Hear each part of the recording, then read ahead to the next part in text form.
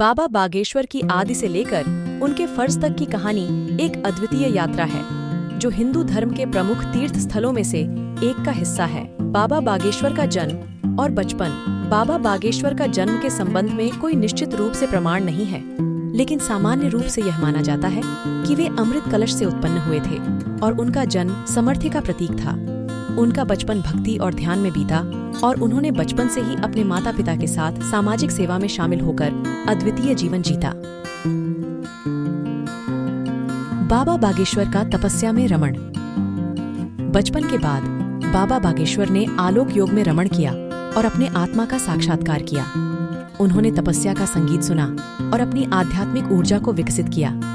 वे अनेक वर्षों तक हिमालय के गुफाओं में तपस्या करते रहे और अपनी आत्मा के अंतर्दृष्टि से लबलबाएं। बाबा बागेश्वर का धार्मिक दृष्टिकोण। बाबा बागेश्वर ने अपने जीवन को धर्म के माध्यम से व्यतीत किया और उनका उद्दीपन धार्मिक शिक्षा और सेवा में हुआ। उन्होंने अपने अनुयायियों को ध्यान, तप और सेवा का मार्ग प्रदान किया और उन्हें धार्मिक सिद्धि की दिशा में मार्गदर्शन किया। बाबा बागेश्वर का यात्रा का आह्वान।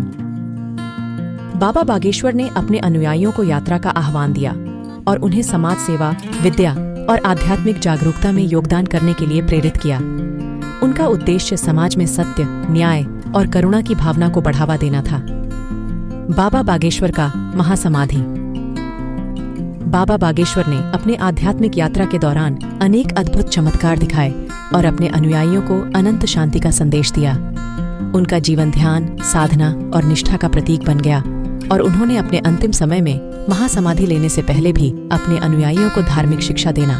इतना ही उनका लक्ष्य था। उनका लक्ष्य यह भी है कि पूरे हिंदुस्तान को हिंदू राष्ट्र बनाने का कर्म और धर्म ही लक्ष्य है। अगर आप लोग भी बागेश्वर धाम बालाजी का भक्त हैं, तो इस वीडियो को ज्यादा से ज्यादा शेयर करें। हमारे चैनल को सब्सक्राइब करें। Thanks to watching for video.